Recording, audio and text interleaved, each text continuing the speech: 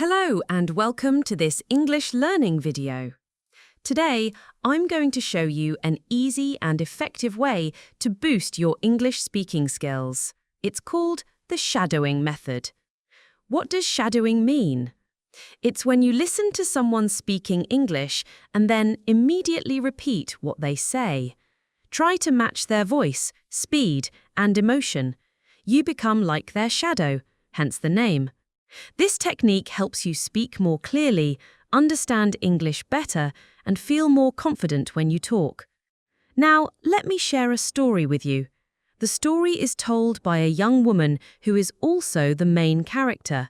The story is called My Trip to the Airport. Ready? Let's get started. And don't forget to like and subscribe so you can get more shadowing stories to practice your English. My name is Emily. I'm 23 years old. I live in a small town with my dad and my younger sister. I work at a coffee shop. I enjoy my job because I love meeting new people. But one day, something unusual happened. It was a rainy morning. I woke up early and checked my phone. There was a message from my best friend, Zoe. It said, "Emily, please come to the airport today. I need you. 12 p.m., Terminal B." I was confused. Why did Zoe want me at the airport? She didn't explain. I tried calling her, but her phone was off. I checked the time. It was already 10 a.m. I only had 2 hours. So I put on my jeans, a blue sweater, and grabbed my umbrella.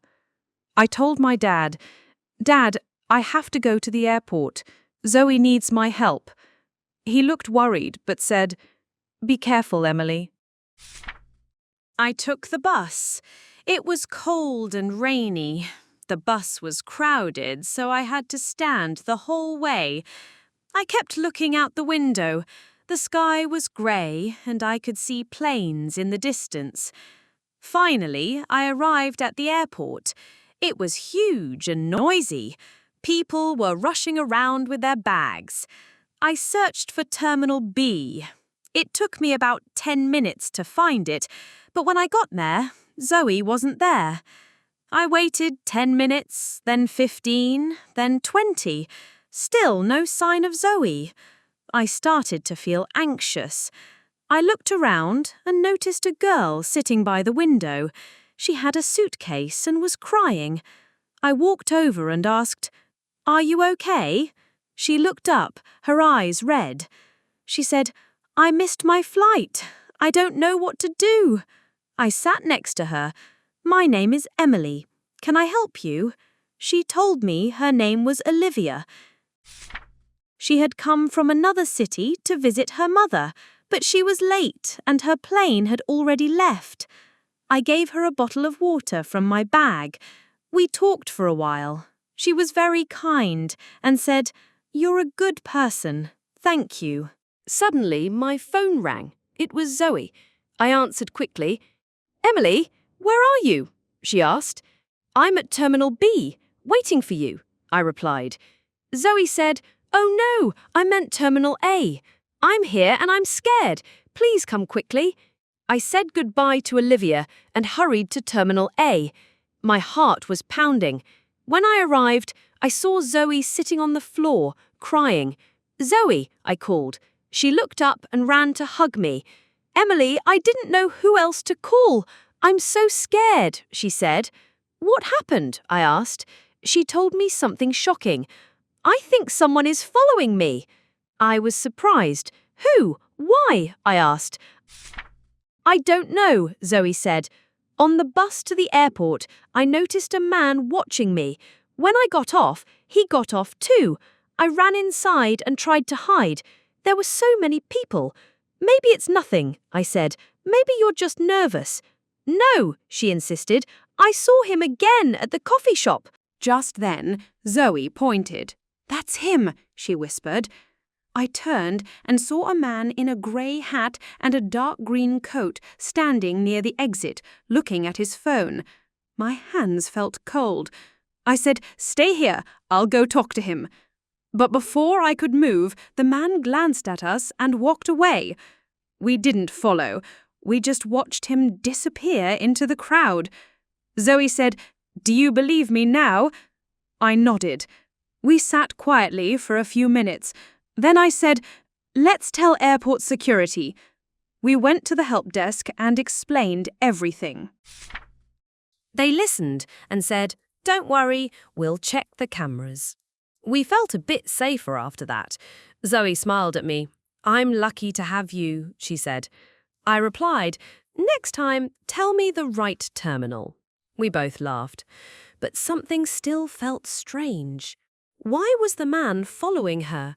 Was it just a misunderstanding, or was something else going on? I looked at Zoe and said, "Let's go home, but we need to be careful." She agreed. We walked outside together. It was still raining. I opened my umbrella.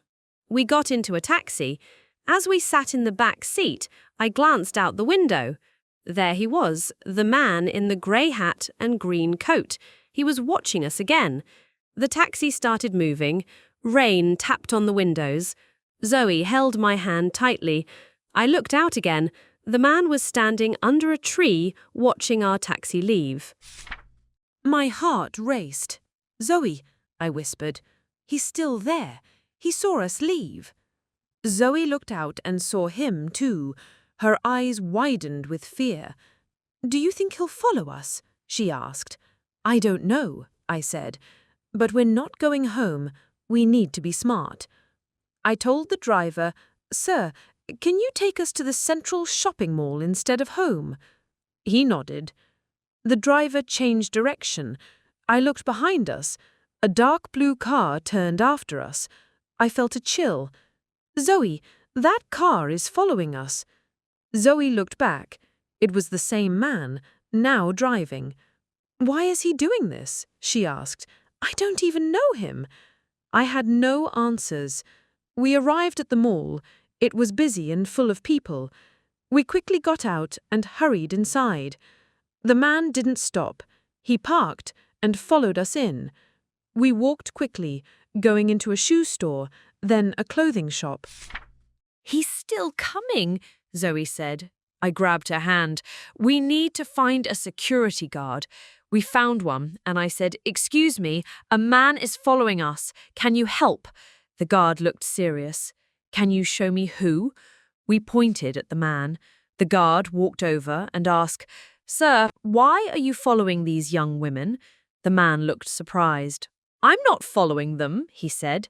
"She's my sister," he added, pointing at Zoe. Zoe stepped back. "What? That's not true," she shouted. The guard said, "Sir, please come with me." The man tried to leave, but 2 more guards stopped him. The police were called. We sat down and waited. A kind woman brought us tea. Zoe was shaking. I put my arm around her. The police arrived and asked us many questions. They also checked the mall's security cameras. After a while, an officer came back and said, "You were right. He was following you from the airport." "Why was he doing that?" I asked. The officer said he had photos of Zoe on his phone, along with her name and address. Zoe looked shocked. "But how? Who is he?" The police said, "We're still investigating, but he might be a private investigator. Someone paid him to follow you." Zoe whispered, "No, it can't be." I looked at her. "Who?" I asked. She looked down. "My ex-boyfriend. We broke up last month. He was very upset." The officer said, "That could be the reason, but we'll look into it." Zoe started to cry. "I was so scared," she said. I hugged her. "It's okay. You're safe now." After a few hours, the police let us go. They said they would contact us if needed. Outside, it was still raining, but this time the rain felt gentle, as if everything would be all right. We took another taxi home. Zoe fell asleep on my shoulder. She looked tired but peaceful. When we got home, my dad opened the door. He looked worried. "Where have you girls been?" he asked. "I saw the news. Something happened at the airport." I told him everything. He hugged us both and said, "You are my brave girls." That night, I couldn't sleep. I thought about everything. The message, the airport, Olivia, the man in the grey hat. So much had happened in just one day. But I felt proud. I helped a stranger. I protected my best friend. I stayed calm even when I was afraid.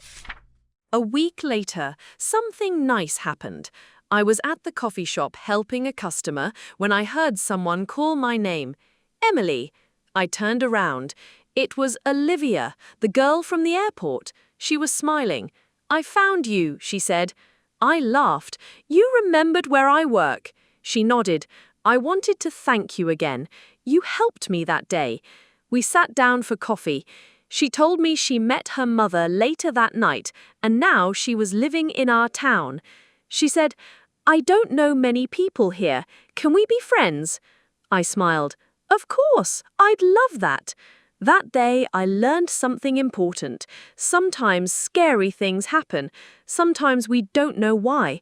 But when we are brave, help each other, and stay kind, good things come back to us. I went to the airport just to help a friend, but I found more. I found courage, friendship, and my own strength. Now it's your turn to practice. Watch this video again. Pause after each sentence and repeat it using the shadowing method. Match the voice, feel the emotion, and speak with confidence. This is how you improve your English speaking skills. Don't forget to like this video and subscribe to the channel. More shadowing stories are coming soon. Thank you for learning with me. See you next time.